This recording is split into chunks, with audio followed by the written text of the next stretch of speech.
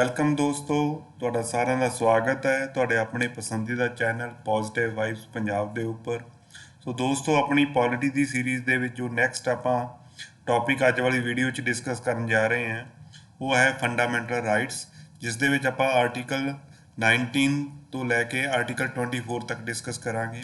Up to article 18 ਆਪਾਂ already discuss ਕਰ ਲਿਆ ਹੈ ਪ੍ਰੀਵੀਅਸ ਵੀਡੀਓ ਦੇ ਵਿੱਚ, ਜਿਸ ਦੇ ਵਿੱਚ ਰਾਈਟ ਟੂ ਇਕੁਐਲਿਟੀ ਆਪਾਂ ਇਨ ਡਿਟੇਲ ਡਿਸਕਸ ਕੀਤਾ ਹੈ। So let's start the video. ਹੁਣ ਰਾਈਟ ਟੂ ਫਰੀडम ਦੇ ਵਿੱਚ ਜੋ ਆਪਾਂ ਆਰਟੀਕਲ ਡਿਸਕਸ ਕਰਨੇ ਹੈ ਉਹ ਹੈ ਆਰਟੀਕਲ 19 ਟੂ 22। ਇਸ ਦੇ ਵਿੱਚ ਕੀ ਆਪਾਂ ਨੂੰ 4 ਆਰਟੀਕਲ ਡਿਸਕਸ ਕਰਨੇ ਹੈ। ਐਂਡ ਜੋ ਥਰਡ ਫੰਡਾਮੈਂਟਲ ਰਾਈਟ ਹੈ that is right against exploitation. ਇਹਦੇ ਵਿੱਚ ਜਿਹੜੇ ਆਰਟੀਕਲ ਆਪਾਂ ਡਿਸਕਸ ਕਰਾਂਗੇ ਉਹ ਕਿਹੜੇ ਡਿਸਕਸ ਕਰਾਂਗੇ, ਟੋਟਲ 2 ਆਰਟੀਕਲਸ। ਸੋ ਸਭ ਤੋਂ ਪਹਿਲਾਂ ਆਰਟੀਕਲ 19 ਆਪਾਂ ਨੂੰ ਕੀ ਪ੍ਰੋਵਾਈਡ ਕਰਦਾ ਹੈ, ਪ੍ਰੋਟੈਕਸ਼ਨ ਪ੍ਰੋਵਾਈਡ ਕਰਦਾ ਹੈ 6 ਰਾਈਟਸ ਦੇ ਅਗੇਂਸਟ। 6 ਰਾਈਟਸ ਦਾ ਕੀ ਹੈ ਬੇਸਿਕਲੀ, ਜਿਹੜਾ ਆਰਟੀਕਲ 19 ਹੈ it guarantees to all citizen the following 6 rights. ਕਿਹੜੇ ਕਿਹੜੇ ਆਪਣੇ 6 ਰਾਈਟਸ ਅਵੇਲੇਬਲ ਹੈ ਉਹ ਆਪਾਂ ਕੀ ਹੈ ਇਹ ਲਿਸਟ ਆਪਣੇ ਕੋਲ ਇੱਥੇ ਗਿਵਨ ਹੈ। ਔਰ ਜਿਹੜੇ ਰਾਈਟਸ ਅਵੇਲੇਬਲ ਨੇ ਅੰਡਰ ਆਰਟੀਕਲ 19 ਇਹ ਅਵੇਲੇਬਲ ਕਿਹਨੂੰ ਹੈ, ਸਿਰਫ ਜੋ ਸਿਟੀਜ਼ਨ ਆਫ ਇੰਡੀਆ ਨੇ। ਅਗਰ ਇੰਡੀਆ ਦਾ ਕੋਈ ਸਿਟੀਜ਼ਨ ਕੋਈ ਫੋਰਨਰ ਹੈ ਤਾਂ ਫੋਰਨਰ ਨੂੰ ਜਿਹੜਾ ਹੈਗਾ ਕਿ ਉਹਨੂੰ ਪ੍ਰੋਟੈਕਸ਼ਨ ਅੰਡਰ ਆਰਟੀਕਲ 19 ਨਹੀਂ ਮਿਲ ਰਹੀ ਤਾਂ ਪ੍ਰੋਟੈਕਸ਼ਨ ਕਿਹਨੂੰ ਮਿਲੇਗੀ, ਇਹ ਰਾਈਟਸ ਕਿਹਦੇ ਲਈ ਅਵੇਲੇਬਲ ਹੋਣਗੇ, ਸਿਰਫ ਤੇ ਸਿਰਫ ਸਿਟੀਜ਼ਨਸ ਦੇ ਲਈ। ਹੁਣ ਇਹਦੇ ਲਈ ਕੀ ਹੈ, ਐਗਜ਼ਾਮ ਦੇ ਵਿੱਚ ਕੁਐਸਚਨ ਤੁਹਾਨੂੰ ਕੀ ਆਉਂਦਾ ਹੈ ਕਿ ਅੰਡਰ ਆਰਟੀਕਲ 19 ਕਿੰਨੇ ਤੁਹਾਡੇ ਕੋਲ ਜਿਹੜੇ ਫਰੀडम्स ਹੈ ਉਹ ਅਵੇਲੇਬਲ ਨਹੀਂ। ਤਾਂ ਉਹਦਾ ਬੱਚਿਓ ਆਨਸਰ ਦੋਸਤੋ ਕੀ ਹੋਏਗਾ ਕਿ 6 ਟਾਈਪਸ ਆਫ ਫਰੀडम्स ਜਿਹੜੀਆਂ ਅਵੇਲੇਬਲ ਨੇ ਅੰਡਰ ਆਰਟੀਕਲ 19 ਆਫ ਦਾ ਕੌਨਸਟੀਟਿਊਸ਼ਨ। ਹੁਣ 1 ਬਾਏ 1 ਦੂਸਰਾ ਕੁਐਸਚਨ ਤੁਹਾਡੇ ਕੋਲ ਕੀ ਫਰੇਮ ਹੋਏਗਾ ਐਗਜ਼ਾਮ ਦੇ ਵਿੱਚ ਕਿ ਤੁਹਾਨੂੰ ਲਿਸਟ ਆਫ ਆਪਸ਼ਨਸ ਦੇ ਵਿੱਚੋਂ ਤੁਹਾਨੂੰ ਇਹ 6 ਰਾਈਟਸ ਦੇ ਵਿੱਚੋਂ 4 ਤੁਹਾਨੂੰ ਕਰੈਕਟ, 3 ਕਰੈਕਟ ਦੇ ਦੇਗਾ ਔਰ ਇੱਕ ਤੁਹਾਡੇ ਕੋਲ ਕੀ ਹੋਏਗੀ ਇਨਕਰੈਕਟ ਹੋਏਗੀ।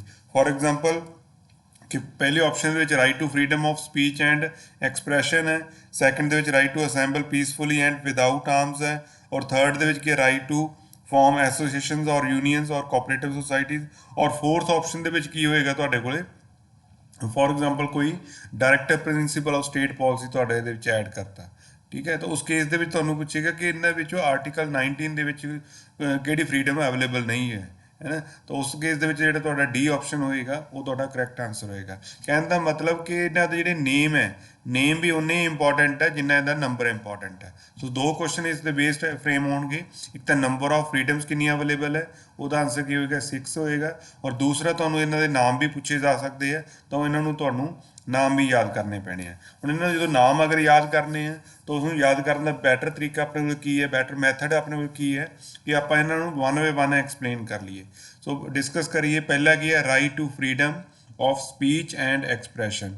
ਦੋਸਤੋ ਦੇਖੋ ਇਸ ਫਰੀडम ਦਾ ਆਪਣੇ ਕੋਲ ਮੀਨਿੰਗ ਕੀ ਹੈ ਕਿ ਆਪਣੇ ਕੋਲੇ ਇਸ ਚੀਜ਼ ਦੀ ਲਿਬਰਟੀ ਹੈ, ਕੌਨਸਟੀਟਿਊਸ਼ਨ ਨੇ ਆਪਾਂ ਨੂੰ ਇਸ ਚੀਜ਼ ਦੀ ਫਰੀडम ਦਿੱਤੀ ਹੈ ਟੂ ਐਕਸਪ੍ਰੈਸ ਆਰ ਵਿਊਜ਼ ਔਰ opinion in the farm of writing, in the form of spoken words, in the form of printing, in the form of pictures or by any other means।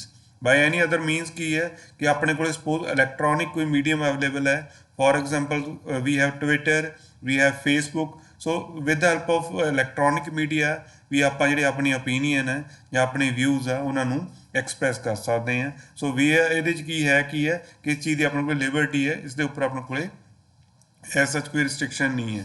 But ਦੂਸਰਾ ਕੀ ਹੈ ਕਿ ਇਹਦੇ ਉੱਪਰ ਜਿਹੜੀਆਂ reasonable restrictions ਹੈ, reasonable restriction ਦਾ ਹੋਏਗਾ ਕਿਉਂਕਿ reasonable ਦੇ ਵਿੱਚ ਕੀ ਆਏਗਾ ਆਪਣੇ ਕੋਲੇ ਕਿ ਜਦੋਂ ਤੁਸੀਂ ਆਪਣੇ ਵਿਊਜ਼ ਜਾਂ ਆਪਣੀ ਓਪੀਨੀਅਨ ਐਕਸਪ੍ਰੈਸ ਕਰ ਰਹੇ ਹੋ with the help of these 4 ਜਾਂ 5 ਮੈਥਡਸ, ਤਾਂ ਇਹ ਚੀਜ਼ ਆਪਾਂ ਇਹ ਚੀਜ਼ ਇਨਸ਼ੋਰ ਕਰਨੀ ਹੈ ਕਿ ਜਿਹੜੀ ਦੇਸ਼ ਦੀ ਸੋਵਰਨਿਟੀ ਹੈ, ਦੇਸ਼ ਦੀ ਸਿਕਿਉਰਿਟੀ ਹੈ ਜਾਂ ਦੇਸ਼ ਦੀ ਇੰਟੀਗ੍ਰਿਟੀ ਹੈ ਉਹਨੂੰ ਆਪਾਂ ਭੰਗ ਨਾ ਹੋਵੇ ਔਰ ਉਸ ਚੀਜ਼ ਨੂੰ ਆਪਾਂ ਵਾਇਓਲੇਟ ਨਾ ਕਰੀਏ।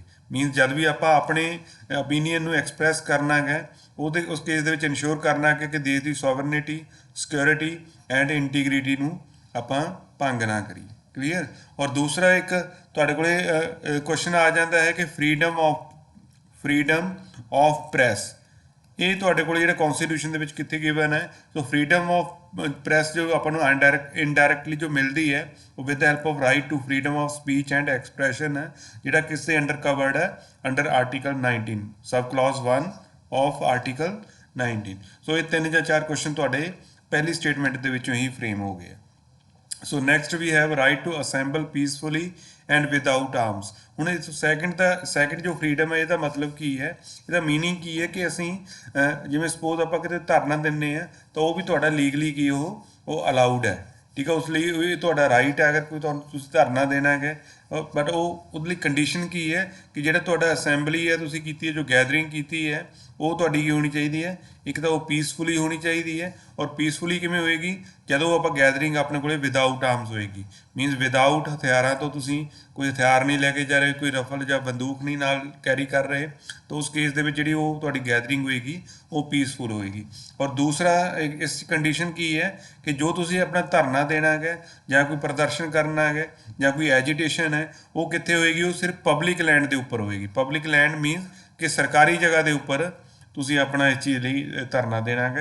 ਇਹ ਨਹੀਂ ਹੈ ਕਿ ਕਿਸੇ ਪ੍ਰਾਈਵੇਟ ਮਾਲ ਦੇ ਵਿੱਚ ਜਾ ਕੇ ਤੁਸੀਂ ਉੱਥੇ ਕਹਿ ਰਹੇ ਹੋ ਕਿ ਅਸੀਂ ਇੱਥੇ ਧਰਨਾ ਦੇ ਗਏ ਜਾਂ ਇੱਥੇ ਕੋਈ ਐਜੀਟੇਸ਼ਨ ਕਰ ਰਹੇ ਹਾਂ, ਤਾਂ ਉਸ ਕੇਸ ਦੇ ਵਿੱਚ ਤੁਹਾਡੇ ਕੋਲ ਜਿਹੜੀ ਪੁਲਿਸ ਐਡਮਿਨਿਸਟ੍ਰੇਸ਼ਨ ਹੈ, ਪੁਲਿਸ ਜਾਂ ਐਡਮਿਨਿਸਟ੍ਰੇਸ਼ਨ ਉਹ ਕੀ ਤੁਹਾਡੇ ਵਿੱਚ ਇੰਟਰਫੇਅਰ ਕਰੇਗੀ ਔਰ ਤੁਹਾਨੂੰ ਇਸ ਚੀਜ਼ ਤੋਂ ਰੋਕਿਆ ਜਾਏਗਾ। ਸੋ ਰਾਈਟ ਅਵੇਲੇਬਲ ਆਪਣੇ ਕੋਲ ਕਿੱਥੇ ਹੈ, ਸਿਰਫ ਅਗਰ ਆਪਾਂ ਇਸ ਚੀਜ਼ ਨੂੰ ਪੀਸਫੁਲੀ ਕਰਦੇ ਹਾਂ, ਪਬਲਿਕ ਲੈਂਡ ਦੇ ਉੱਪਰ ਕਰਦੇ ਹਾਂ ਐਂਡ ਵਿਦਆਊਟ ਆਰਮਸ ਆਪਾਂ ਇਸ ਚੀਜ਼ ਨੂੰ ਪ੍ਰੈਕਟਿਸ ਕਰ ਰਹੇ ਹਾਂ।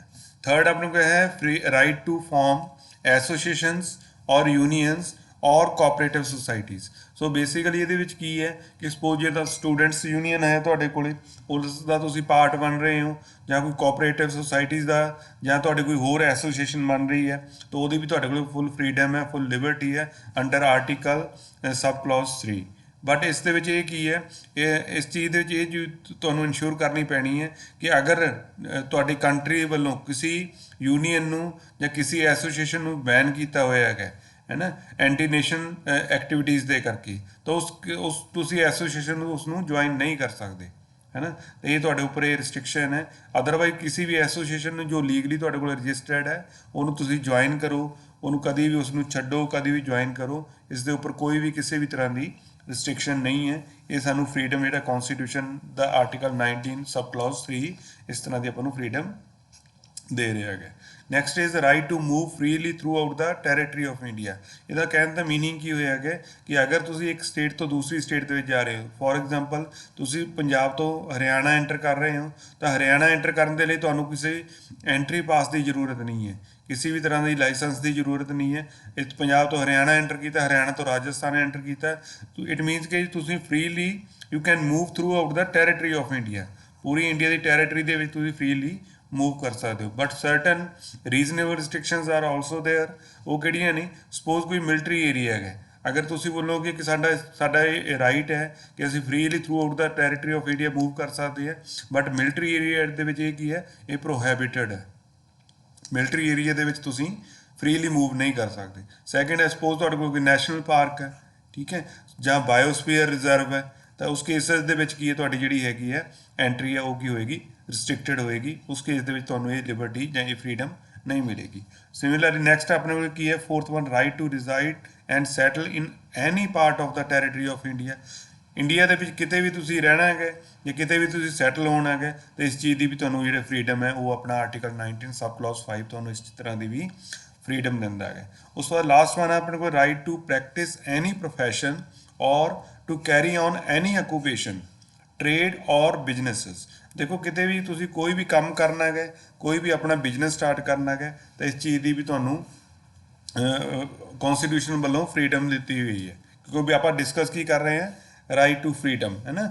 ਤਾਂ ਇਹਦੇ ਵਿੱਚ ਕੀ ਜਿਹੜੇ ਲਾਸਟ ਵਨ ਕੀ ਹੈ, ਉਹ ਆਪਾਂ ਕਰ ਸਕਦੇ ਹਾਂ ਕਿਸੇ ਵੀ ਪ੍ਰੋਫੈਸ਼ਨ ਨੂੰ ਪ੍ਰੈਕਟਿਸ ਕਰ ਸਕਦੇ ਹਾਂ, ਕੋਈ ਵੀ ਬਿਜ਼ਨਸ ਸਟਾਰਟ ਕਰ ਸਕਦੇ ਹਾਂ। ਬਟ ਪ੍ਰੋਫੈਸ਼ਨ ਦੇ ਵਿੱਚ ਅਗਰ ਆਪਾਂ ਗੱਲ ਕਰੀਏ ਤਾਂ ਇਹਦੇ ਵਿੱਚ ਕੀ ਹੈ, ਜਿਹੜੀ ਅਗਰ ਰਿਸਟ੍ਰਿਕਸ਼ਨ ਕੀ ਹੈ ਕਿ ਅਗਰ ਕਿਸੇ ਪ੍ਰੋਫੈਸ਼ਨ ਦੇ ਲਈ ਕੋਈ ਕੁਆਲੀਫਿਕੇਸ਼ਨ ਸਪੈਸੀਫਾਈਡ ਹੈ ਨਾ। ਫੋਰ ਐਗਜ਼ਾਮਪਲ ਕਿ ਅਗਰ ਤੁਸੀਂ ਚਾਹੁੰਦੇ ਹੋ, ਤੁਸੀਂ ਸਪੋਜ਼ ਕੀਤੀ ਹੈ ਗ੍ਰੈਜੂਏਸ਼ਨ ਇਨ ਆਰਟਸ, ਮੀਨਸ ਕੀਤੀ ਕੀ ਹੈ BA, ਔਰ ਤੁਸੀਂ ਬੋਲੋਗੇ ਕਿ ਮੈਂ ਆਪਣਾ ਕਲੀਨਿਕ ਖੋਲ੍ਹਣਾ ਹੈ ਔਰ ਕਲੀਨਿਕ ਖੋਲ੍ਹ ਕੇ ਲੋਕਾਂ ਨੂੰ ਕੀ ਦੇਣੀ ਹੈ, ਦਵਾਈ ਦੇਣੀ ਹੈ, ਤਾਂ ਉਹ ਪੋਸੀਬਲ ਨਹੀਂ ਹੋਏਗਾ, ਬਿਕੋਜ਼ ਇਸ ਪ੍ਰੋਫੈਸ਼ਨ ਲਈ ਕੁਆਲੀਫਿਕੇਸ਼ਨ ਮੈਂਸ਼ਨਡ ਹੈ। ਮੀਨਸ ਕੀ ਹੈ, ਤੁਸੀਂ ਪਹਿਲੇ MBBS ਕਰੋਗੇ ਜਾਂ MD ਜਾਂ MS ਕਰੋਗੇ, ਉਸ ਤੋਂ ਬਾਅਦ ਹੀ ਤੁਸੀਂ ਜਿਹੜੀ ਹੈਗੀ ਲੋਕਾਂ ਨੂੰ ਮੈਡੀਸਨ ਦੇਣ ਲਈ ਐਲੀਜੀਬਲ ਹੋਵੋਗੇ। ਸੋ ਕੁਆਲੀਫਿਕੇਸ਼ਨ ਇਹਦੇ ਵਿੱਚ ਮਸਟ ਹੈ। ਇਹਦਾ ਮਤਲਬ ਇਹ ਨਹੀਂ ਹੈ ਕਿ ਕੋਈ ਵੀ ਤੁਸੀਂ ਸਟੱਡੀ ਕੁਛ ਹੋਰ ਕੀਤੀ ਹੈ, ਪੜ੍ਹਾਈ ਕੁਛ ਹੋਰ ਕੀਤੀ ਹੈ ਔਰ ਪ੍ਰੋਫੈਸ਼ਨ ਤੁਸੀਂ ਉਹ ਚੂਜ਼ ਕਰ ਰਹੇ ਜਿਸ ਦੇ ਲਈ ਆਲਰੇਡੀ ਕੋਈ ਨਾ ਕੋਈ ਕੁਆਲੀਫਿਕੇਸ਼ਨ ਸਪੈਸੀਫਾਈਡ ਹੈ। मीनस कि अपने को फ्रीडम्स अपने को अवेलेबल है बट विद सर्टन कंडीशंस है ना, with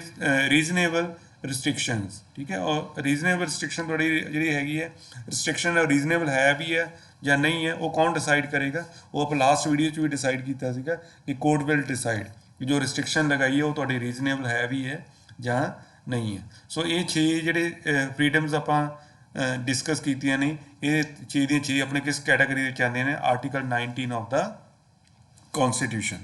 so next we have article 20 protection in respect of conviction for offences.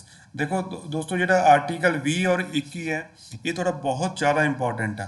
बहुत ज़्यादा इंपॉर्टेंट किस ਕੰਟੈਕਸਟ ਦੇ ਵਿੱਚ मैं कह रहा ਹਾਂ क्योंकि ਜਿਹੜਾ आर्टिकल 20 और 21 ਦੇ ਵਿੱਚ जो ਤੁਹਾਨੂੰ ਰਾਈਟਸ ਅਵੇਲੇਬਲ ਨੇ, ਇਹਨਾਂ ਨੂੰ ਆਪਾਂ ਅਗਰ ਤੁਹਾਡੇ ਕੋਲ ਕੰਟਰੀ ਦੇ ਵਿੱਚ ਨੈਸ਼ਨਲ ਐਮਰਜੈਂਸੀ ਵੀ ਲੱਗੀ ਹੋਈ ਹੈ, ਉਸ ਕੇਸ ਦੇ ਵਿੱਚ ਵੀ ਇਹਨਾਂ ਨੂੰ ਆਪਾਂ ਸਸਪੈਂਡ ਨਹੀਂ ਕਰ ਸਕਦੇ। ਸੋ ਇਹਨਾਂ ਦੀ ਇੰਪੋਰਟੈਂਸ ਇੰਨੀ ਜ਼ਿਆਦਾ ਕਿ ਅਗਰ ਨੈਸ਼ਨਲ ਐਮਰਜੈਂਸੀ ਵੀ ਹੈ ਤੁਹਾਡੀ ਕੰਟਰੀ ਦੇ ਵਿੱਚ, ਇਨ ਦੈਟ ਕੇਸ ਵੀ ਇਹ ਜਿਹੜੇ ਤੁਹਾਡੇ ਹੈਗੇ ਆ rights under article 20 and article 21 ਇਹ ਕਦੀ ਵੀ ਤੁਹਾਡੇ ਸਸਪੈਂਡ नहीं होंगी। ये भी थोड़ा एक क्वेश्चन बन जाता है कि इनू भी याद रखना है। दूसरा, राइट्स अवेलेबल अंडर आर्टिकल 20 ये किनू अवेलेबल ने? Citizens and foreigners.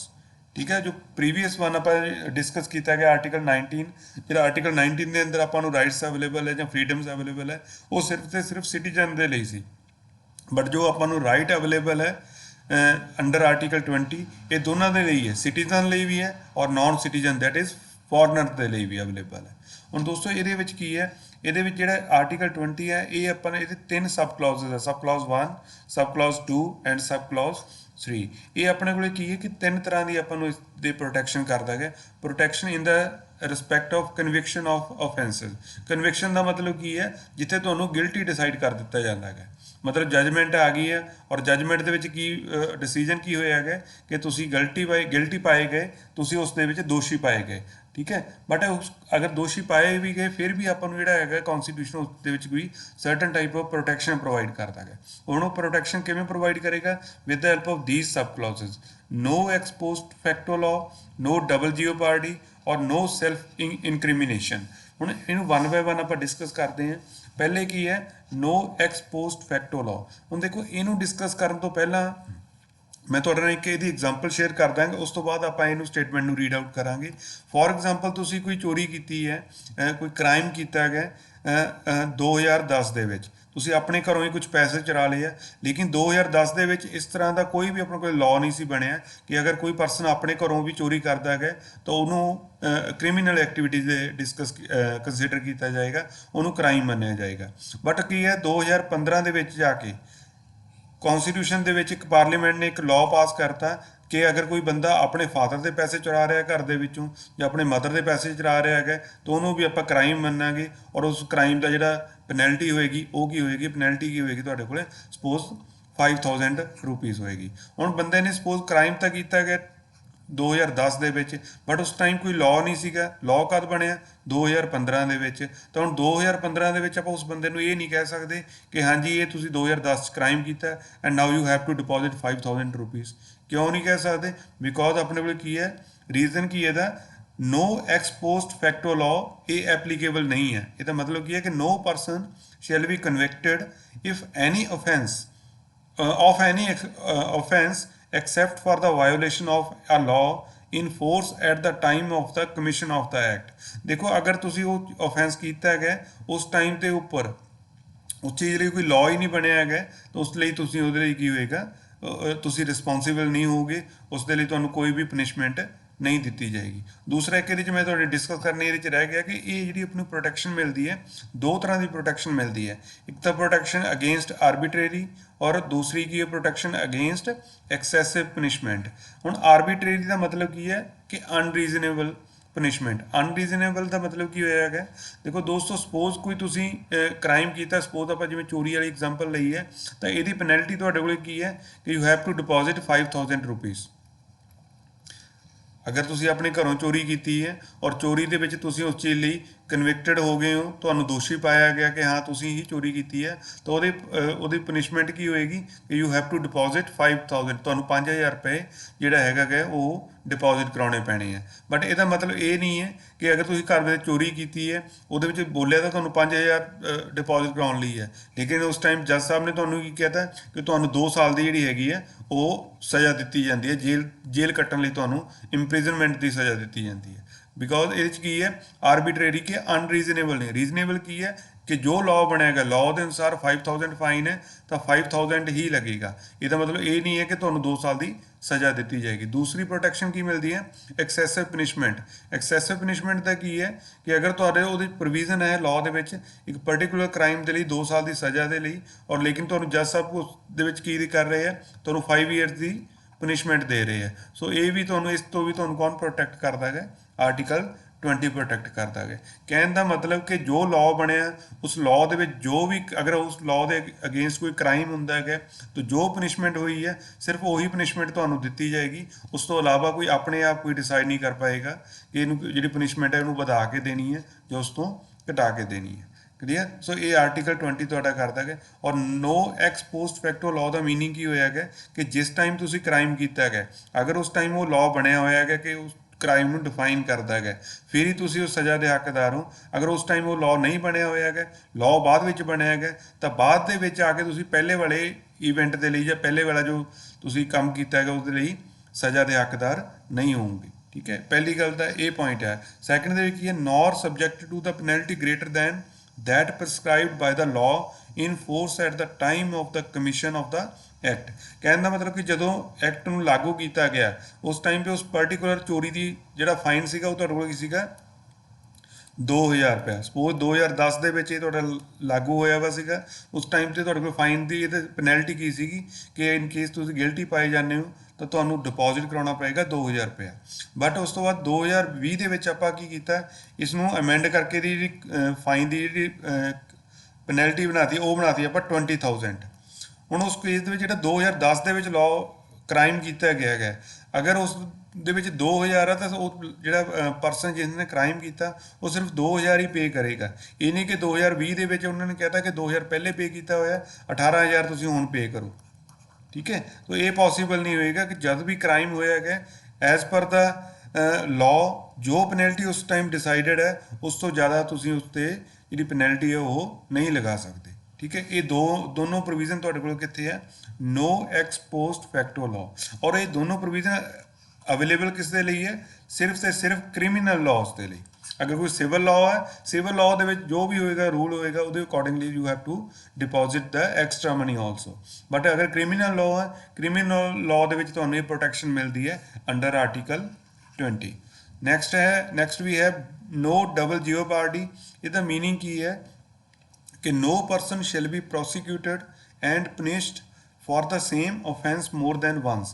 ਕਹਿਣ ਦਾ ਮਤਲਬ ਕੀ ਹੈ, ਸਪੋਜ਼ ਹਾਈ ਕੋਰਟ ਨੇ ਤੁਹਾਨੂੰ ਇੱਕ ਪਰਟੀਕੂਲਰ ਜਿਹੜਾ ਹੈਗਾ ਕ੍ਰਾਈਮ ਦੇ ਲਈ ਹਾਈ ਕੋਰਟ ਨੇ ਕੀ ਕੀਤਾ, ਤੁਹਾਨੂੰ ਸਜ਼ਾ ਦੇ ਦਿੱਤੀ ਹੈ ਕਿ 1 ਲੱਖ ਦਾ ਤੁਸੀਂ ਫਾਈਨ ਡਿਪੋਜ਼ਿਟ ਕਰਾਓ ਪਲੱਸ 2 ਸਾਲ ਤੁਹਾਡੀ ਹੈਗੀ ਹੈ ਉਸ ਦੇ ਲਈ ਤੁਹਾਨੂੰ ਜੇਲ੍ਹ ਦੇ ਵਿੱਚ ਭੇਜ ਦਿੱਤਾ ਗਿਆ। ਹੁਣ ਇਹ ਤੁਸੀਂ ਸਜ਼ਾ ਕੱਟ ਲਈ ਹੈ, ਇਹ ਲੱਖ ਰੁਪਏ ਫਾਈਨ ਵੀ ਕਰਵਾਤਾ, ਜਦ ਦੁਬਾਰਾ ਜਾ ਕੇ ਤੁਸੀਂ ਸਪੋਜ਼ ਕਿਸੇ ਡਿਪਾਰਟਮੈਂਟ 'ਤੇ ਜੌਬ ਕਰ ਰਹੇ ਹੋ, ਉੱਥੇ ਤੁਹਾਡੀ ਕੋਈ ਇਨਕੁਆਇਰੀ ਪੈਂਡਿੰਗ ਹੈ ਨਾ, ਤਾਂ ਇਨਕੁਆਇਰੀ ਪੈਂਡਿੰਗ ਹੈ ਤਾਂ ਅਗਰ ਡਿਪਾਰਟਮੈਂਟ ਤੁਹਾਨੂੰ ਇਹ ਕਹਿ ਰਿਹਾ ਹੈਗਾ ਕਿ ਜਿਹੜੀ ਇਨਕੁਆਇਰੀ ਪੈਂਡਿੰਗ ਹੈ ਇਸ ਦੇ ਬੇਸਿਸ 'ਤੇ ਤੁਹਾਨੂੰ ਕੀ ਕੀਤਾ ਜਾਂਦਾ ਹੈਗਾ, ਤੁਹਾਨੂੰ ਆਪਣੀ ਜੌਬ ਤੋਂ ਕੀ ਕੀਤਾ ਜਾਂਦਾ ਹੈਗਾ, ਟਰਮੀਨੇਟ ਕੀਤਾ ਜਾਂਦਾ ਹੈਗਾ। ਤਾਂ ਟਰਮੀਨੇਸ਼ਨ ਦੇ ਵਿੱਚ ਟਾਈਮ ਤੁਸੀਂ ਇਹ ਨਹੀਂ ਕਹਿ ਸਕਦੇ ਕਿ ਇਸ ਦਾ ਤਾਂ ਆਲਰੇਡੀ ਮੈਂ ਪੈਨਲਟੀ ਜਿਹੜੇ ਹੈਗਾ 1 ਲੱਖ ਰੁਪਇਆ ਔਰ 2 ਸਾਲ ਦੀ ਸਜ਼ਾ ਮੈਂ ਕੱਟ ਚੁੱਕਿਆ ਹੈਗਾ, ਇਹਦੇ ਲਈ ਮੈਨੂੰ ਤੁਸੀਂ ਫਾਈਨ ਨਹੀਂ ਕਰ ਸਕਦੇ ਜਾਂ ਮੈਨੂੰ ਟਰਮੀਨੇਟ ਨਹੀਂ ਕਰ ਸਕਦੇ। ਇਹ ਚੀਜ਼ ਪੋਸੀਬਲ ਹੈ। ਨੋ ਡਬਲ ਜਿਓਪਾਰਡੀ ਦਾ ਮਤਲਬ ਕੀ ਹੈ ਕਿ ਅਗਰ ਹਾਈ ਕੋਰਟ ਨੇ ਤੁਹਾਨੂੰ 2010 ਦੇ ਵਿੱਚ ਇਹ ਵਾਲੀ ਸਜ਼ਾ ਦਿੱਤੀ ਹੈ 1 ਲੱਖ ਰੁਪਏ ਫਾਈਨ ਔਰ 2 ਸਾਲ ਦੀ ਜੇਲ੍ਹ, ਔਰ ਉਸ ਤੋਂ ਬਾਅਦ ਕੀ ਹੈ ਕਿ 2015 ਦੇ ਵਿੱਚ ਹਾਈ ਕੋਰਟ ਨੇ ਤੁਹਾਨੂੰ ਦੁਬਾਰਾ ਬੁਲਾ ਲਿਆ ਕਿ ਲਓ ਜੀ ਤੁਹਾਡਾ ਕੇਸ ਤੁਹਾਡਾ ਰੀਓਪਨ ਹੋ ਗਿਆ, ਹੁਣ ਤੁਹਾਨੂੰ 50000 ਰੁਪਏ ਹੋਰ ਡਿਪੋਜ਼ਿਟ ਕਰਾਉਣਾ ਪੈਣਾ ਹੈਗਾ ਜਾਂ ਫਿਰ ਤੁਹਾਨੂੰ ਕੀ ਹੈ 2 ਸਾਲ ਦੀ ਹੋਰ ਸਜ਼ਾ ਕੱਟਣੀ ਪੈਣੀ ਹੈ। ਸਿਰਫ ਇਹ ਜਿਹੜੀ ਤੁਹਾਨੂੰ ਇਹਦੇ ਵਿੱਚ ਜੋ ਪ੍ਰੋਟੈਕਸ਼ਨ ਮਿਲਦੀ ਹੈ ਉਹ ਸਿਰਫ ਤੇ ਸਿਰਫ ਕੋਰਟ ਆਫ ਲਾਅ ਦੇ ਵਿੱਚ ਮਿਲਦੀ ਹੈ। ਕੋਰਟ ਆਫ ਲਾਅ ਦੇ ਵਿੱਚ ਕੀ ਹੈ ਕਿ ਜਿਸ ਦੇ ਵਿੱਚ ਜੁਡੀਸ਼ੀਅਲ ਨੇਚਰ ਹੈ। ਠੀਕ ਹੈ। ਜੋ ਜੱਜਸ ਨੇ ਸਜ਼ਾ ਦਿੱਤੀ ਹੈ ਜੁਡੀਸ਼ੀਅਲ ਨੇਚਰ ਵਾਲੀ ਹੈ, ਸਿਰਫ ਉਸੇ ਦੇ ਵਿੱਚ ਹੀ ਤੁਹਾਨੂੰ ਇੱਕ ਕ੍ਰਾਈਮ ਦੇ ਲਈ 2 ਵਾਰ ਸਜ਼ਾ ਨਹੀਂ ਮਿਲ ਸਕਦੀ। ਬਟ ਅਗਰ ਉਹ ਤੁਹਾਡਾ ਡਿਪਾਰਟਮੈਂਟਲ ਹੈ, ਉਹ ਚਾਹੇ 2 ਡਿਪਾਰਟਮੈਂਟਸ ਇਨਵੋਲਵ ਨੇ, ਤਾਂ ਦੋਨੋਂ ਤੁਹਾਨੂੰ ਸੇਮ ਕ੍ਰਾਈਮ ਦੇ ਲਈ ਅਲੱਗ-ਅਲੱਗ ਸਜ਼ਾ ਦੇ ਸਕਦੇ ਆ। ਬਟ ਜੋ ਕੋਰਟ ਹੈ ਸੇਮ ਕ੍ਰਾਈਮ ਦੇ ਲਈ ਤੁਹਾਨੂੰ 2 ਵਾਰ ਸਜ਼ਾ ਨਹੀਂ ਦੇ ਸਕਦੀ। ਇਹਦਾ ਮਤਲਬ ਕੀ ਹੈ? ਨੋ ਡਬਲ ਜੀਓਪਾਰਡੀ। ਸੋ ਇਹ ਪ੍ਰੋਟੈਕਸ਼ਨ ਵੀ ਆਪਣੇ ਕਨਵਿਕਟਡ ਪਰਸਨ ਦੇ ਲਈ ਅਵੇਲੇਬਲ ਹੈ ਅੰਡਰ ਆਰਟੀਕਲ 20। ਉਸ ਤੋਂ ਬਾਅਦ ਕੀ ਹੈ? ਥਰਡ ਜੋ ਹੈਗਾ ਸਬ ਕਲੌਜ਼ ਆਫ ਆਰਟੀਕਲ 20, ਉਹ ਕੀ ਹੈ? ਨੋ ਸੈਲਫ ਇਨਕ੍ਰਿਮੀਨੇਸ਼ਨ। ਹੁਣ ਇਹਦਾ ਮਤਲਬ ਕੀ ਹੈ ਕਿ ਤੁਸੀਂ ਆਪਣੇ ਖਿਲਾਫ ਹੀ ਕੋਈ ਗਵਾਹੀ ਨਹੀਂ ਦੇਣੀ ਹੈ। ਮਤਲਬ ਅਗਰ ਸਪੋਜ਼ ਕੀ ਹੈ, ਕਿਸੇ ਬੰਦੇ ਨੇ ਕਿਸੇ ਦਾ ਮਰਡਰ ਕਰਤਾ ਹੈ ਔਰ ਪੁਲਿਸ ਨੇ ਕੀ ਹੈ ਉਸ ਦੀ ਸਟੇਟਮੈਂਟ ਰਾਤ ਨੂੰ ਰਿਕਾਰਡ ਕਰ ਲਈ ਹੈ ਕਿ ਮੈਨੂੰ ਪੇਪਰ ਦੇ ਉੱਪਰ ਲਿਖ ਕੇ ਦਿੱਤੇ ਕਿ ਜਿਹੜਾ ਇਹ ਮਰਡਰ ਕੀਤਾ ਗਿਆ ਇਹ ਮੈਂ ਕੀਤਾ ਗਿਆ, ਹੈ ਨਾ। ਤਾਂ ਨੈਕਸਟ ਡੇ ਕੀ ਹੋਏਗਾ? ਪੁਲਿਸ ਕੀ ਕਰੇਗੀ? ਕੋਰਟ ਦੇ ਵਿੱਚ ਜਾਏਗੀ, ਜੱਜ ਸਾਹਿਬ ਦੇ ਸਾਹਮਣੇ ਕੀ ਕਰੇਗੀ? ਪੇਸ਼ ਕੀ ਕਰੇਗੀ? ਚਾਰਜ ਸ਼ੀਟ ਪੇਸ਼ ਕਰੇਗੀ। ਔਰ ਚਾਰਜ ਸ਼ੀਟ ਦੇ ਵਿੱਚ ਕੀ ਲਿਖਿਆ ਹੋਏਗਾ ਕਿ ਇਹ ਬੰਦੇ ਨੇ ਕੀ ਹੈ, ਇਹ ਰਾਤ ਨੂੰ ਖੁਦ ਹੀ ਐਡਮਿਟ ਕਰ ਲਿਆ, ਸਾਨੂੰ ਰਿਟਨ ਦੇ ਵਿੱਚ ਨਹੀਂ ਦੇਤਾ ਕਿ ਜਿਹੜਾ ਇਹ ਕਤਲ ਹੈ, ਜਿਹੜਾ ਇਹ ਮਰਡਰ ਹੈ, ਉਹ ਕੋਨੇ ਉਸ ਪਰਸਨ ਨੇ ਖੁਦ ਹੀ ਕੀਤਾ ਹੈਗਾ। ਠੀਕ ਹੈ। ਤਾਂ ਜੱਜ ਸਾਹਿਬ ਉਸ ਕੇਸ ਦੇ ਵਿੱਚ ਕੀ ਕਹਿਣਗੇ ਕਿ ਬਈ ਕੀ ਗੱਲ ਤੁਸੀਂ ਆਰਟੀਕਲ 20 ਦਾ ਸਬ ਕਲੌਜ਼ 3 ਨਹੀਂ ਪੜ੍ਹਿਆ? ਤੁਹਾਨੂੰ ਪਤਾ ਨਹੀਂ ਹੈ ਕਿ ਕੋਈ ਵੀ ਬੰਦਾ ਆਪਣੇ ਅਗੇਂਸਟ ਨਹੀਂ ਗਵਾਹੀ ਦੇ ਸਕਦਾ, ਹੈ ਨਾ। ਅਗਰ ਤੁਸੀਂ ਇਹਨੂੰ ਕ੍ਰਿਮੀਨਲ ਇਹਨੂੰ ਗਿਲਟੀ ਇਹਨੂੰ ਤੁਸੀਂ ਚਾਰਜ ਸ਼ੀਟ ਇਹਦੀ ਪੇਸ਼ ਕਰ ਰਹੇ ਹੋ ਤਾਂ ਮੈਨੂੰ ਤੁਸੀਂ ਕੋਈ ਐਕਸਟਰਾ ਪ੍ਰੂਫ ਦਿਓ, ਹੈ ਨਾ। ਐਕਸਟਰਾ ਪ੍ਰੂਫ ਦਾ ਕੀ ਹੈ ਕਿ ਤੁਸੀਂ ਹੋਰ ਪ੍ਰੂਫ ਇਕੱਠੇ ਕਰਕੇ ਦਿਓ ਜਿਸ ਤੋਂ ਇਹ ਚੀਜ਼ ਸਾਬਤ ਹੋਵੇ ਜਿਹੜਾ ਇਹ ਕ੍ਰਾਈਮ ਹੈ ਇਹ ਇਸ ਬੰਦੇ ਨੇ ਕੀਤਾ। ਇਨਸਟੈਡ ਕਿ ਤੁਸੀਂ ਇਹਦੀ ਸਟੇਟਮੈਂਟ ਰਿਕਾਰਡ ਕਰਕੇ ਮੈਨੂੰ ਐਜ਼ ਅ ਪ੍ਰੂਫ ਸ਼ੋ ਕਰੀ ਜਾ ਰਹੇ ਹੋ। ਸੋ ਇਹ ਚੀਜ਼ ਕੀ ਹੈ ਕਿ ਤੁਹਾਡੀ ਆਪਣੀ ਸਟੇਟਮੈਂਟ ਆਪਣੇ ਅਗੇਂਸਟ ਹੀ ਪੋਸੀਬਲ ਨਹੀਂ ਹੈ ਨਾ। ਤਾਂ ਉਹ ਆਪਣੇ ਕੋਲ ਕੀ ਹੈ? ਨੋ ਸੈਲਫ ਇਨਕ੍ਰਿਮੀਨੇਸ਼ਨ। ਬਟ ਇਹਦਾ ਮਤਲਬ ਇਹ ਨਹੀਂ ਹੈ ਕਿ ਅਗਰ ਜਿਹੜੇ ਹੈਗੇ ਆ ਤੁਹਾਡਾ ਪੁਲਿਸ ਵਾਲੇ ਬਲੱਡ ਸੈਂਪਲ ਕਲੈਕਟ ਕਰ ਰਹੇ ਆ ਜਾਂ ਕੋਈ ਤੁਹਾਡਾ ਥੰਬ ਇੰਪ੍ਰੈਸ਼ਨ ਲੈ ਰਹੇ ਆ ਜਾਂ ਤੁਹਾਡਾ ਕੋਈ ਸਿਗਨੇਚਰ ਸਪੈਸੀਮਨ ਲੈ ਰਹੇ ਆ, ਉਹਨੂੰ ਵੀ ਆਪਾਂ ਮਨਾ ਕਰੀਏ ਕਿ ਹਾਂ ਤੁਹਾਡਾ ਅਗਰ ਥੰਬ ਇੰਪ੍ਰੈਸ਼ਨ ਪੁਲਿਸ ਵਾਲਿਆਂ ਨੇ ਲਿਆ ਗਿਆ ਉਹ ਤੁਹਾਡਾ ਨੋ ਸੈਲਫ ਇਨਕ੍ਰਿਮੀਨੇਸ਼ਨ ਦੇ ਅੰਡਰ ਪ੍ਰੋਟੈਕਸ਼ਨ ਹੈ, ਤਾਂ ਇਹ ਨਹੀਂ ਹੈ। ਇਹ ਸਾਰੀ ਚੀਜ਼ਾਂ ਤੁਹਾਡੀਆਂ ਅਲਾਊਡ ਹੈ। ਸਿਰਫ ਤੁਹਾਡੀ ਆਪਣੀ ਸਟੇਟਮੈਂਟ ਆਪਣੇ ਆਪ ਨੂੰ ਦੋਸ਼ੀ ਪ੍ਰੂਵ ਕਰਨ ਦੇ ਲਈ ਸਫੀਸ਼ੀਐਂਟ ਨਹੀਂ ਹੈ। ਠੀਕ ਹੈ। ਤਾਂ ਉਹਨੂੰ ਆਪਾਂ ਕਿਸ ਕੈਟਾਗਰੀ ਦੇ ਵਿੱਚ ਕੰਸੀਡਰ ਕਰਾਂਗੇ? ਨੋ ਸੈਲਫ ਇਨਕ੍ਰਿਮੀਨੇਸ਼ਨ। ਸੋ ਬੇਸਿਕਲੀ ਹੈ ਕਿ ਇਹ ਜੋ ਤਿੰਨੋਂ ਸਬ ਕਲੌਜ਼ਸ ਦਾ sub clause 1, sub clause 2 and sub clause 3 ਇਹ ਆਪਾਂ ਨੂੰ ਪ੍ਰੋਵਾਈਡ ਕੀ ਕਰਦੇ ਆ?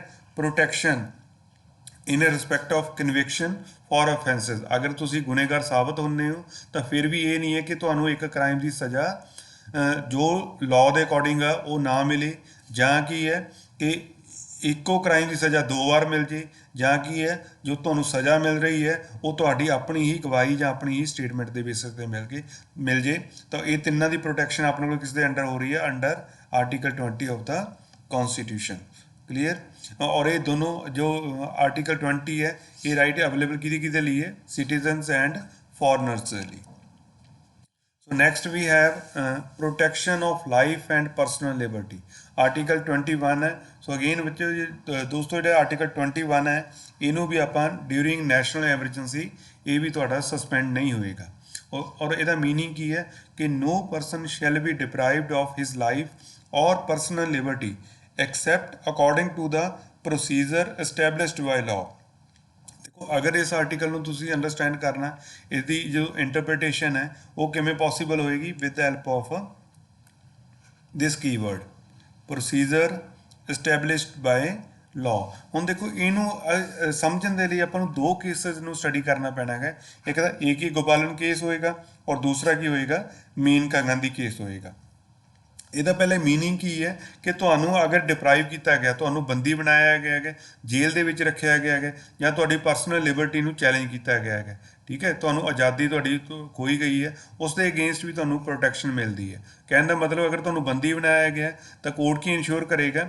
ਅਗਰ ਤੁਹਾਨੂੰ ਨਜ਼ਰਬੰਦ ਕੀਤਾ ਗਿਆ ਜਾਂ ਬੰਦੀ ਬਣਾਇਆ ਗਿਆ ਹੈਗਾ ਤਾਂ ਕੀ ਹੈ ਜਿਹੜੀ ਇਹ ਵਾਲਾ ਇਵੈਂਟ ਹੋਏਗਾ ਇਹ must be followed by procedure established by law. ਕੋਈ ਨਾ ਕੋਈ ਕਾਨੂੰਨ ਹੋਏਗਾ, ਉਸ ਕਾਨੂੰਨ ਦੇ ਅਧੀਨ ਹੀ ਤੁਹਾਨੂੰ ਬੰਦੀ ਬਣਾਇਆ ਜਾਏਗਾ। ਅਦਰਵਾਈਜ਼ ਤੁਹਾਨੂੰ ਕੋਈ ਵੀ ਜੋ ਤੁਹਾਡੀ ਪਰਸਨਲ ਪ੍ਰੋਟੈਕਸ਼ਨ ਜੋ personal life, personal Liberty and life ਇਹਨੂੰ ਕੋਈ ਵੀ ਜਿਹੜੀ ਹੈਗੀ ਹੈ ਡਿਪਰਾਈਵ ਨਹੀਂ ਕਰ ਸਕਦਾ, ਇਹਨੂੰ ਕੋਈ ਤੁਹਾਡੇ ਤੋਂ ਖੋਹ ਨਹੀਂ ਸਕਦਾ। ਕਲੀਅਰ। ਹੁਣ ਇਹਦੇ ਦੀ ਆਪਾਂ 2 ਕੇਸਿਸ ਡਿਸਕਸ ਕਰਦੇ ਹਾਂ। ਪਹਿਲਾ ਕੇਸ ਕੀ ਹੈ? AK Gopalan case. ਜਿਹੜਾ AK ਗੋਪਾਲਨ ਸੀਗਾ ਇਹ ਬੇਸਿਕਲੀ ਤੁਹਾਡੇ ਕੋਲ ਸੀਗਾ ਕਮਿਊਨਿਸਟ ਲੀਡਰ ਸੀਗਾ। ਹੁਣ ਕਮਿਊਨਿਸਟ ਲੀਡਰ ਦਾ ਇਹਨਾਂ ਨੂੰ ਕੀ ਕੀਤਾ ਸੀਗਾ? ਇਹਨੂੰ ਬੰਦ ਕਰਤਾ ਸੀਗਾ ਮਦਰਾਸ ਦੀ ਜੇਲ੍ਹ ਦੇ ਵਿੱਚ, है ना, डिप्राइव करता ਸੀਗਾ ਮਦਰਾਸ ਜੇਲ੍ਹ ਦੇ ਵਿੱਚ। ਬਟ ਇਹਨੇ ਕੀ ਕੀਤਾ ਕਿ ਆਪਣੇ ਜਿਹੜਾ ਉਹ ਵਾਲਾ ਐਕਟ ਸੀਗਾ, ਈਵੈਂਟ ਸੀਗਾ ਆਪ ਨੂੰ ਬੰਦ ਕਰਨ ਦਾ, ਉਹਨੂੰ ਚੈਲੰਜ ਕਰਤਾ ਕਿ ਮੇਰੇ ਜੋ ਆਰਟੀਕਲ 21 ਹੈ, ਜੋ ਮੇਰੇ ਸਿਵਲ ਰਾਈਟਸ ਹੈ ਨਾ, ਇਹ ਵਾਇਓਲੇਟ ਹੋ ਰਹੇ ਆ। ਇਸ ਚੀਜ਼ ਨੂੰ ਉਹਨੇ ਚੈਲੰਜ ਕਰਤਾ ਸੁਪਰੀਮ ਦੇ ਕੋਰਟ ਦੇ ਵਿੱਚ। ਬਟ ਸੁਪਰੀਮ ਕੋਰਟ ਨੇ ਇਸ ਦਾ ਕੇਸ ਦੇ ਵਿੱਚ ਕੀ ਕੀਤਾ, ਉਹਨਾਂ ਨੇ ਲਿਆ ਇਸ ਦਾ ਨੈਰੋ ਇੰਟਰਪ੍ਰੀਟੇਸ਼ਨ ਮੀਨਸ ਆਰਟੀਕਲ 21 ਨੂੰ ਉਹਨਾਂ ਨੇ ਕਿੱਦਾਂ ਇੰਟਰਪ੍ਰੀਟ ਕੀਤਾ, ਉਹਨੂੰ ਕਿਸ ਤਰ੍ਹਾਂ ਲਿਆ।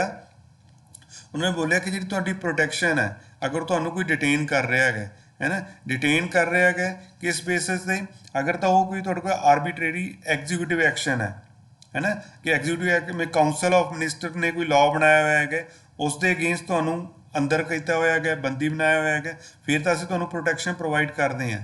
ਬਟ ਅਗਰ ਤੁਹਾਨੂੰ ਜਿਹੜਾ ਬੰਦੀ ਬਣਾਇਆ ਹੈਗਾ, ਡਿਟੇਨ ਕੀਤਾ ਹੈਗਾ, ਆਰਬੀਟਰੇਰੀ ਲੈਜਿਸਲੇਟਿਵ ਐਕਸ਼ਨ ਮੀਨਸ ਕਿ ਅਗਰ ਲਾਅ ਜਿਹੜਾ ਬਣਿਆ ਹੋਇਆ ਲੋਕ ਸਭਾ ਜਾਂ ਰਾਜ ਸਭਾ ਦੇ ਕੰਸੈਂਟ ਦੇ ਨਾਲ ਲਾਅ ਬਣਿਆ ਹੋਇਆ ਹੈਗਾ, ਅਗਰ ਬੇਸਡ ਔਨ ਲਾਅ ਤੁਹਾਨੂੰ ਬੰਦੀ ਬਣਾਇਆ ਗਿਆ ਹੈ, ਤਾਂ ਉਸ ਕੇਸ ਦੇ ਵਿੱਚ ਜਿਹੜਾ ਹੈਗਾ ਉਸ ਕੇਸ ਦੇ ਵਿੱਚ ਇਹ ਕੋਈ ਵੀ ਗੈਰ ਕਾਨੂੰਨੀ ਨਹੀਂ ਹੈ। ਇਹ ਬਿਲਕੁਲ ਜੋ ਪੁਲਿਸ ਨੇ ਕੀਤਾ ਜਾਂ ਤੁਹਾਨੂੰ ਜੋ ਬੰਦੀ ਬਣਾਇਆ ਗਿਆ, ਉਹ ਬਿਲਕੁਲ ਐਜ਼ ਪਰ ਕੌਨਸਟੀਟਿਊਸ਼ਨ ਹੈ। ਹੁਣ ਇਹਨਾਂ ਨੇ ਕੀ ਕੀਤਾ ਸੀਗਾ, ਸੁਪਰੀਮ ਕੋਰਟ ਨੇ ਜਿਹੜਾ AK ਗੋਪਾਲਨ ਕੇਸ ਦੇ ਵਿੱਚ ਜਿਹੜਾ ਇਹਦਾ ਆਰਗੂਮੈਂਟ ਸੀਗਾ, ਉਸ ਨੂੰ ਰਿਜੈਕਟ ਕਰਤਾ ਸੀਗਾ। ਰਿਜੈਕਟ ਕਰਨ ਦਾ ਉਹਨਾਂ ਨੇ ਗਰਾਊਂਡ ਕੀ ਬਣਾਇਆ, ਜੋ ਤੁਹਾਨੂੰ ਡਿਟੇਨ ਕੀਤਾ ਗਿਆ ਹੈ, ਉਹ ਕੀ ਕੀਤਾ ਗਿਆ ਹੈ, ਅੰਡਰ ਪ੍ਰੀਵੈਂਸ਼ਨ ਡਿਟੈਂਸ਼ਨ ਐਕਟ 1950। ਉਹ ਕਹਿੰਦੇ ਆਰਟੀਕਲ 21 ਦੇ ਵਿੱਚ ਅਸੀਂ ਚੈੱਕ ਕੀ ਕਰਨਾ ਵੀ ਜੇ ਤੁਹਾਨੂੰ ਅੰਦਰ ਕੀਤਾ ਗਿਆ ਕਿ ਉਹ ਕਿਸੇ ਲਾਅ ਦੇ ਅੰਡਰ ਕੀਤਾ ਗਿਆ ਜਾਂ ਨਹੀਂ ਕੀਤਾ ਗਿਆ। ਤਾਂ ਉਹਨਾਂ ਨੇ ਕੀ ਫਾਈਂਡ ਆਊਟ ਕੀਤਾ ਕਿ ਇਹ ਵਾਲਾ ਲਾਅ ਤਾਂ ਫੋਲੋ ਕੀਤਾ ਗਿਆ ਹੈ, ਐਜ਼ ਪਰ ਦਿਸ ਲਾਅ ਉਹ ਤੁਹਾਨੂੰ ਡਿਟੇਨ ਕਰ ਸਕਦੇ ਆ। ਤਾਂ ਐਜ਼ ਪਰ ਦਿਸ ਲਾਅ ਉਹਨਾਂ ਨੇ ਤੁਹਾਨੂੰ ਡਿਟੇਨ ਕੀਤਾ ਗਿਆ, ਅਤੇ ਇਸ ਦੇ ਵਿੱਚ ਕੋਈ ਵੀ ਜਿਹੜਾ ਹੈਗਾ ਉਹ ਗਲਤ ਨਹੀਂ ਕੀਤਾ ਗਿਆ।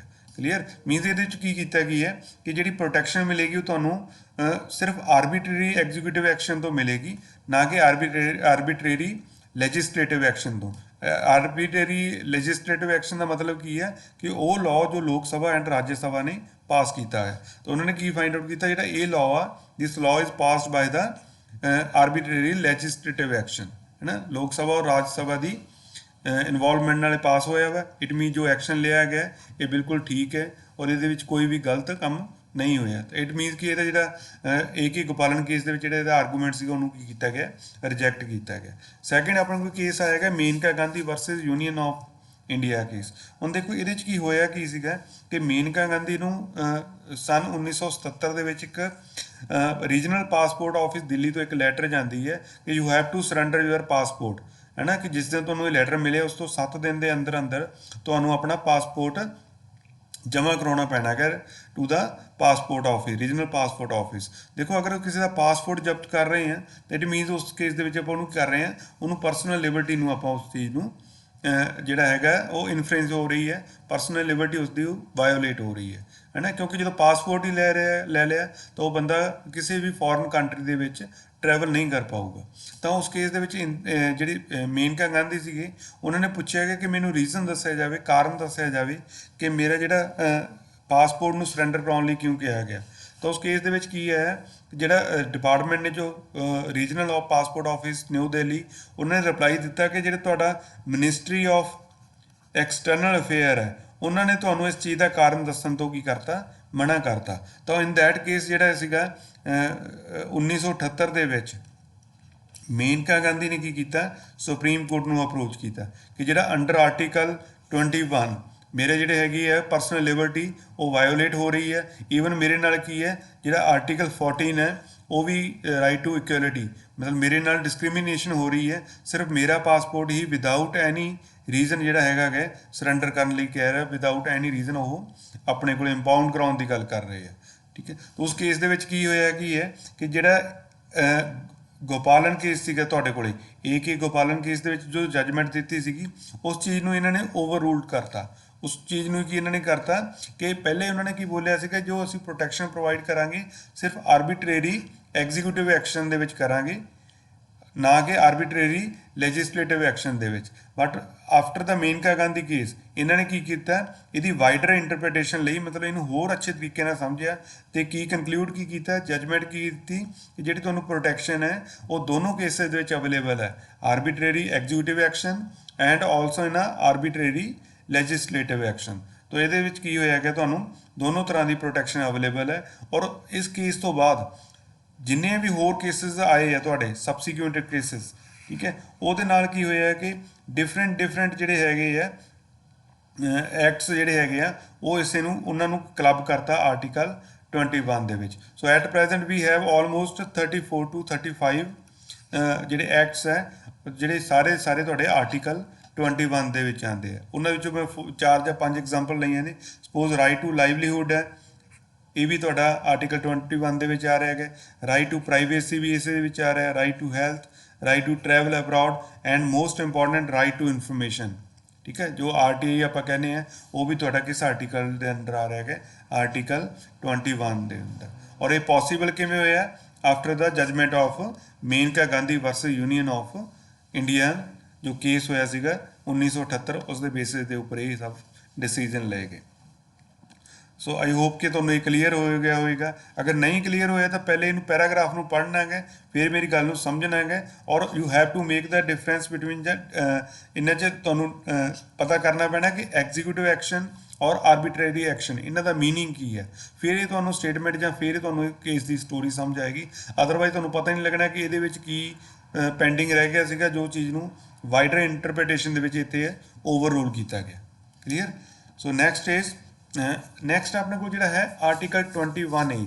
ਦੇਖੋ ਜਿਹੜਾ ਆਰਟੀਕਲ 21A ਹੈ ਨਾ, ਇਹਨੂੰ ਆਪਾਂ ਇਨਸਰਟ ਕੀਤਾ 86 ਅਮੈਂਡਮੈਂਟ ਦੇ ਨਾਲ। ਔਰ ਜਿਹੜੀ 86 ਅਮੈਂਡਮੈਂਟ ਹੈ ਇਹ ਕਦੋਂ ਹੋਈ ਸੀਗੀ ਆਪਣੇ ਕੋਲੇ?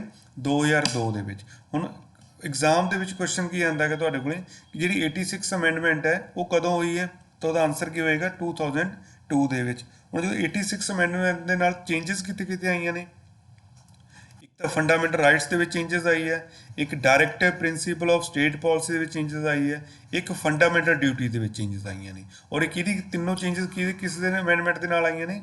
86 ਅਮੈਂਡਮੈਂਟ ਆਫ ਦਾ ਕਨਸਟੀਟਿਊਸ਼ਨ, ਜੋ ਕਦੋਂ ਹੋਈ ਸੀਗੀ? 2002 ਦੇ ਵਿੱਚ। ਹੁਣ ਇਹਦੇ 'ਚ ਦੇਖੋ ਹੋਇਆ ਕੀ ਹੈ ਕਿ ਇੱਕ ਤਾਂ ਆਪਾਂ ਇਨਸਰਟ ਕਰਤਾ ਆਰਟੀਕਲ 21A। ਆਰਟੀਕਲ 21A ਦੇ ਵਿੱਚ ਆਪਾਂ ਕੀ ਕੀਤਾ ਹੈਗਾ ਕਿ state shall provide free and compulsory education to all the childrens of the age 6 ਤੋਂ 14 ਸਾਲ, ਠੀਕ ਹੈ। ਤਾਂ ਇਹ ਕੀ ਹੈ ਕਿ ਸਟੇਟ ਨੂੰ ਇਹ ਰਾਈਟ ਬਣਾਤਾ ਹੈ ਕਿ ਸਟੇਟ ਨੂੰ ਜਿਹੜਾ ਕੀ ਹੈ free and compulsory education provide ਕਰਨੀ ਪੈਣੀ ਹੈ। ਕਿਹੜੇ ਬੱਚਿਆਂ ਨੂੰ?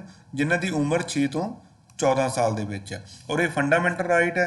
ਤੁਹਾਨੂੰ ਪਤਾ ਹੈ ਕਿ ਫੰਡਾਮੈਂਟਲ ਰਾਈਟ ਤੁਹਾਡੇ ਕੀ ਹੈ? ਜਸਟਿਸ਼ੇਬਲ ਨੇ। ਇਹਦਾ ਮਤਲਬ ਕਿ ਅਗਰ ਇਹਨਾਂ ਦੀ ਵਾਇਓਲੇਸ਼ਨ ਹੁੰਦੀ ਹੈ ਤਾਂ ਇਸ ਚੀਜ਼ ਨੂੰ ਆਪਾਂ ਚੈਲੰਜ ਕਰ ਸਕਦੇ ਹਾਂ ਇਨ ਦਾ ਸੁਪਰੀਮ ਕੋਰਟ ਔਰ ਇਨ ਦਾ ਹਾਈ ਕੋਰਟ। ਸੋ ਇੱਕ 21A ਦੇ ਵਿੱਚ ਕੀ ਕੀਤਾ ਆਪਾਂ? 6 ਤੋਂ 14 ਸਾਲ ਵਾਲਾ ਇੱਕ ਅਮੈਂਡਮੈਂਟ ਦੇ ਨਾਲ ਤਾਂ ਇਹ ਚੇਂਜਸ ਕਰਤੀ ਹੈ।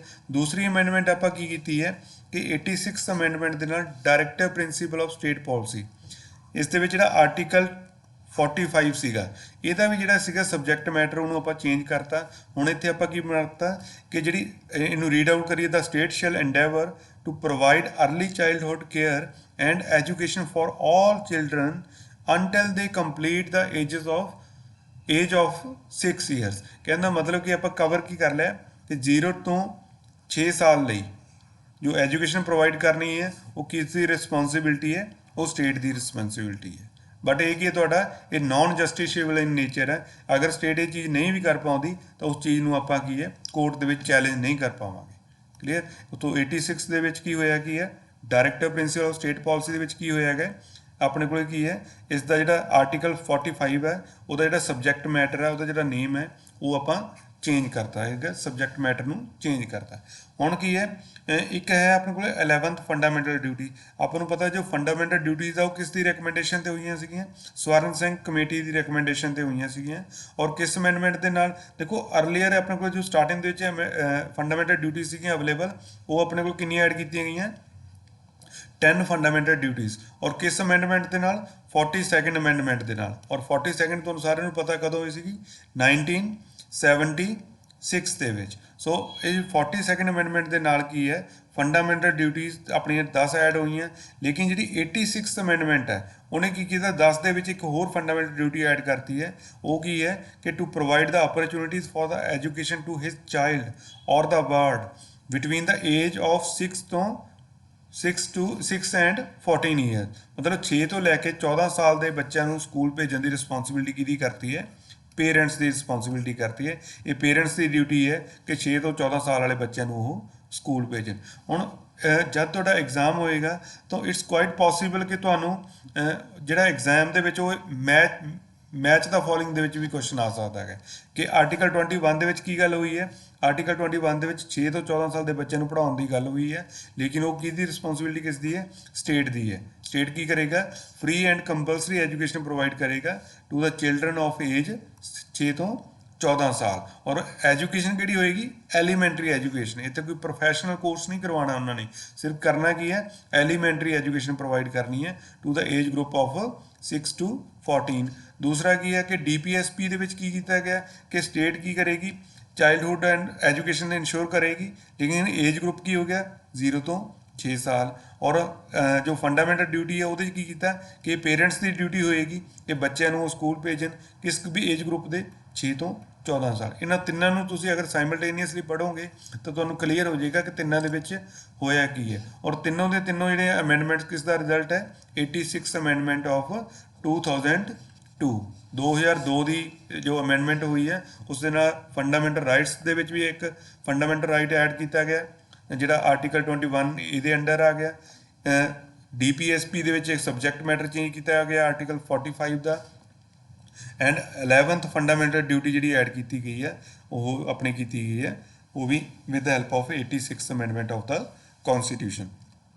ਆਈ ਹੋਪ ਤੁਹਾਨੂੰ ਤਿੰਨਾਂ ਦੇ ਵਿੱਚ ਡਿਫਰੈਂਸ ਪਤਾ ਲੱਗ ਗਿਆ ਹੋਵੇਗਾ ਔਰ ਤਿੰਨੋਂ ਕਿਸ ਦਾ ਰਿਜ਼ਲਟ ਆ ਉਹ ਵੀ ਤੁਹਾਨੂੰ ਕਲੀਅਰ ਹੋ ਗਿਆ ਔਰ ਬਹੁਤ ਹੀ ਇੰਪੋਰਟੈਂਟ ਕੁਐਸਚਨ ਹੈ ਇਹ। Next we have article 22 protection against the arrest and detention in certain cases. ਹੁਣ ਦੇਖੋ ਕੀ ਹੈ, ਅਗਰ ਤੁਹਾਨੂੰ ਕੋਈ ਅਰੈਸਟ ਕਰਨਾ ਆ ਰਿਹਾ ਇਹਦੇ ਵਿੱਚ ਵੀ 3 ਸਬ ਕਲੌਜ਼ਸ ਆਪਣੇ ਕੋਲੇ।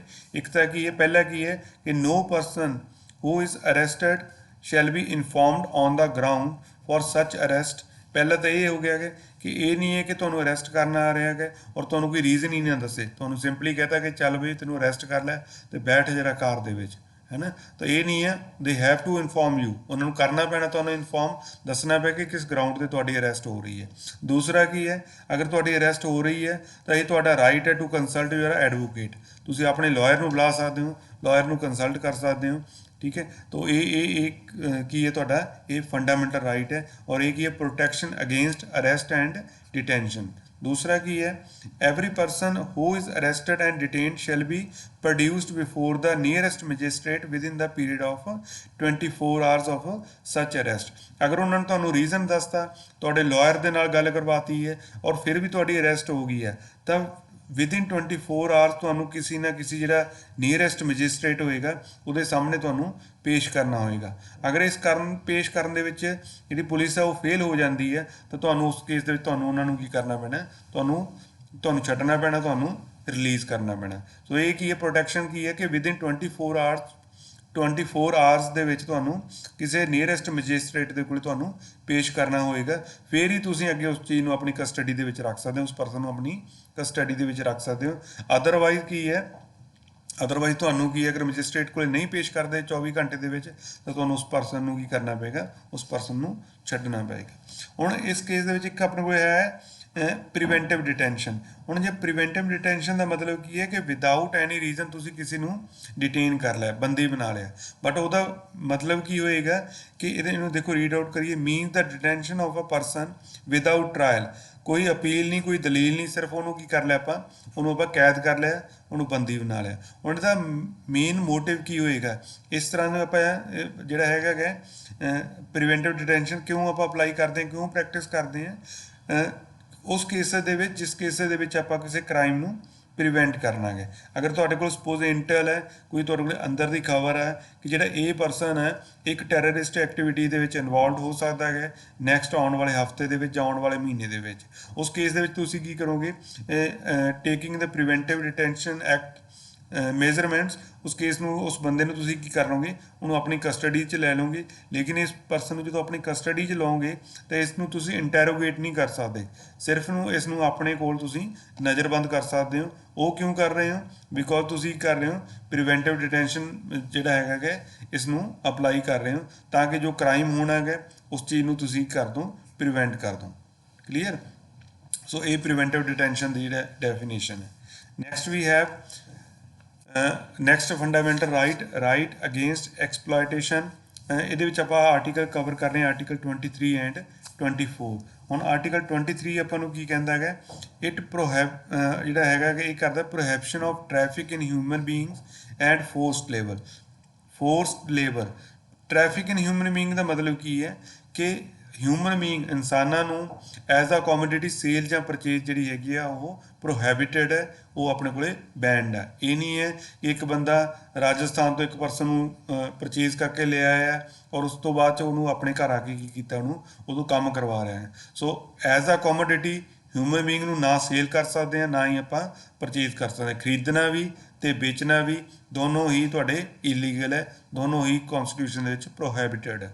ਐਂਡ ਦੂਸਰਾ ਕੀ ਹੈ, ਫੋਰਸਡ ਲੇਬਰ ਕੀ ਹੁੰਦਾ ਕਿ ਸੀ, ਅਗਰ ਆਪਾਂ ਮਾਡਰਨ ਹਿਸਟਰੀ 'ਚ ਪੜ੍ਹਾਂਗੇ ਤਾਂ ਇੱਕ ਜ਼ਿਮੀਂਦਾਰੀ ਪ੍ਰਥਾ ਚੱਲਦੀ ਸੀ, ਜਿਹਦੇ ਵਿੱਚ ਕੀ ਹੁੰਦਾ ਸੀਗਾ ਕਿ ਲੋਕਾਂ ਨੂੰ ਬੰਦੀ ਬਣਾ ਕੇ ਉਹਨਾਂ ਤੋਂ ਕੰਮ ਕਰਵਾਇਆ ਜਾਂਦਾ ਸੀ ਆਪਣੇ ਖੇਤਾਂ ਦੇ ਵਿੱਚ, ਬਟ ਉਹਨਾਂ ਨੂੰ ਉਸ ਚੀਜ਼ ਲਈ ਕੋਈ ਸੈਲਰੀ ਜਾਂ ਉਸ ਚੀਜ਼ ਲਈ ਕੋਈ ਵੇਜਸ ਨਹੀਂ ਮਿਲਦੀਆਂ ਸੀ। ਮਿਲਦਾ ਕੀ ਸੀ, ਸਿਰਫ ਰੋਟੀ, ਉਹ ਵੀ 2 ਟਾਈਮ। ਕਲੀਅਰ। ਤਾਂ ਇਹਨੂੰ ਆਪਾਂ ਕੀ ਬੋਲਦੇ ਕਿ ਫੋਰਸਡ ਲੇਬਰ, ਜਿਹਨੂੰ ਕਹਿੰਦੇ ਸੀ ਬੰਧੂਆ ਲੇਬਰ, ਬੰਧੂਆ ਮਜ਼ਦੂਰ, ਕਿ ਉਹਨਾਂ ਕੋਲ ਕੰਮ ਹੀ ਸਿਰਫ ਇੱਕੋ ਇੱਕ ਕੰਮ ਸੀਗਾ। ਨਾ ਤਾਂ ਉਹਨਾਂ ਦਾ ਹੈਲਥ ਦਾ ਧਿਆਨ ਰੱਖਿਆ ਜਾਂਦਾ ਸੀਗਾ, ਨਾ ਹੀ ਉਹਨਾਂ ਦੇ ਜਿਹੜਾ ਹੈਗਾ ਕਿ ਐਟਮੋਸਫੇਅਰ ਜਿਸ ਦੇ ਵਿੱਚ ਉਹ ਰਹਿ ਰਹੇ ਆ ਉਸ ਚੀਜ਼ ਦਾ ਧਿਆਨ ਰੱਖਿਆ ਜਾਂਦਾ ਸੀ। ਸਿਰਫ ਉਹਨਾਂ ਤੋਂ ਕਰਾਇਆ ਕੀ ਜਾਂਦਾ ਸੀਗਾ, ਕੰਮ ਕਰਵਾਇਆ ਜਾਂਦਾ ਸੀਗਾ। ਤੋ ਇਹਨਾਂ ਦੋਨਾਂ ਦੀ ਪ੍ਰੋਹਿਬਿਸ਼ਨ ਆਪਣੇ ਕੋਲ ਕਿੱਥੇ ਅਵੇਲੇਬਲ ਹੈ, ਪ੍ਰੋਟੈਕਸ਼ਨ ਕਿਸ ਆਰਟੀਕਲ ਦੇ ਅੰਡਰ ਹੈ, ਆਰਟੀਕਲ 23 ਦੇ ਵਿੱਚ। ਔਰ ਇਹ ਜਿਹੜੇ ਪ੍ਰੋਟੈਕਸ਼ਨ ਹੈ ਇਹ ਜ਼ਰੂਰੀ ਨਹੀਂ ਹੈ ਕਿ ਤੁਸੀਂ ਅਗਰ ਸਟੇਟ ਕਰੇ ਉਸ ਦੇ ਅਗੇਂਸਟ ਹੀ ਹਾਈ ਕੋਰਟ ਦੇ ਵਿੱਚ ਇਸ ਚੀਜ਼ ਨੂੰ ਚੈਲੰਜ ਕਰੋਗੇ। ਅਗਰ ਕੋਈ ਪ੍ਰਾਈਵੇਟ ਪਰਸਨ ਵੀ ਤੁਹਾਡਾ ਇਸ ਚੀਜ਼ ਨੂੰ ਪ੍ਰੈਕਟਿਸ ਕਰ ਰਿਹਾ ਹੈਗਾ, ਪ੍ਰਾਈਵੇਟ ਪਰਸਨ ਨੇ ਕੋਈ sale purchase of the person as a commodity ਕੀਤੀ ਹੈ, ਤਾਂ ਉਸ ਕੇਸ ਨੂੰ ਵੀ ਉਸ ਚੀਜ਼ ਨੂੰ ਵੀ ਆਪਾਂ ਚੈਲੰਜ ਕਰ ਸਕਦੇ ਹਾਂ ਇਨ ਦਾ ਹਾਈ ਕੋਰਟ ਔਰ as well as in the supreme court.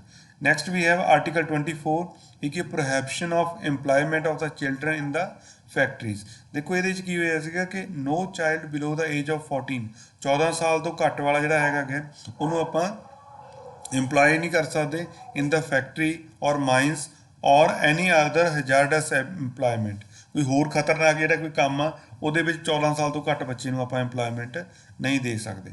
ਉਸ ਤੋਂ 2016 ਦੇ ਵਿੱਚ ਕੀ ਹੋਇਆ ਕਿ ਜਿਹੜਾ ਪਾਰਲੀਮੈਂਟ ਸੀ ਉਹਨੇ ਇੱਕ ਪ੍ਰਪੋਜ਼ਲ ਪਾਸ ਕਰਤਾ, ਅਪਰੂਵ ਕਰਤਾ, ਜਿਸ 'ਚ ਕੀਤਾ ਇਸ ਚੀਜ਼ ਨੂੰ ਕੰਪਲੀਟਲੀ ਬੈਨ ਕਰਤਾ ਕਿ ਕੰਪਲੀਟਲੀ ਬੈਨ ਕਰਤਾ employment of the children below the 14 years of age.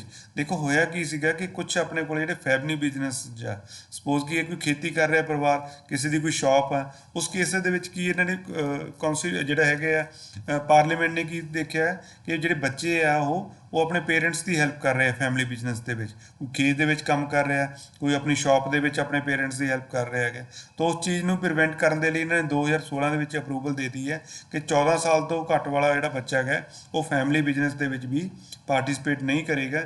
But ਉਹ ਕਦੋਂ ਨਹੀਂ ਪਾਰਟੀਸਪੇਟ ਕਰੇਗਾ, ਸਿਰਫ ਜੋ ਤੁਹਾਡੇ ਸਕੂਲ ਆਰਸ ਆ, ਸਪੋਜ਼ 9 ਤੋਂ 2 ਵਜੇ ਤੱਕ ਤੁਹਾਡਾ ਅਗਰ ਸਕੂਲ ਆਰਸ ਆ, ਤਾਂ 9 ਤੋਂ 2 ਦੇ ਵਿੱਚ ਉਹ ਫੈਮਿਲੀ ਬਿਜ਼ਨਸ ਦੇ ਵਿੱਚ ਜਿਹੜੀ ਹੈਗੀ ਆ ਪਾਰਟੀਸਪੇਟ ਨਹੀਂ ਕਰ ਪਾਏਗਾ, ਉਹਨਾਂ ਦੀ ਹੈਲਪ ਨਹੀਂ ਕਰ ਪਾਏਗਾ। ਲੇਕਿਨ ਉਸ ਤੋਂ ਬਾਅਦ ਵਾਲੇ ਆਰਸ ਦੇ ਵਿੱਚ ਜਿਹੜਾ ਫੈਮਿਲੀ ਬਿਜ਼ਨਸ ਆ ਉਹਦੇ ਵਿੱਚ ਇਹ ਚੀਜ਼ ਅਲਾਊਡ ਹੈ।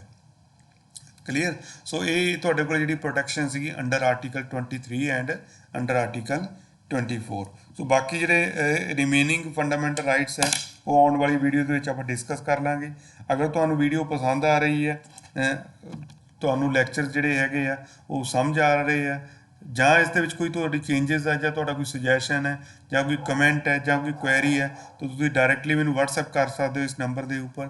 ਔਰ ਦੂਸਰਾ ਕੀ ਹੈ, ਅਗਰ ਤੁਹਾਨੂੰ ਵੀਡੀਓਜ਼ ਪਸੰਦ ਆ ਰਹੀਆਂ ਨੇ ਤਾਂ ਇਸ ਚੈਨਲ ਨੂੰ ਜਿਹੜੇ ਬੱਚਿਆਂ ਨੇ ਨਹੀਂ ਸਬਸਕ੍ਰਾਈਬ ਕੀਤਾ ਉਹ ਜ਼ਰੂਰ ਸਬਸਕ੍ਰਾਈਬ ਕਰਨ, ਪੋਜ਼ੀਟਿਵ ਵਾਈਬਸ ਪੰਜਾਬ ਚੈਨਲ।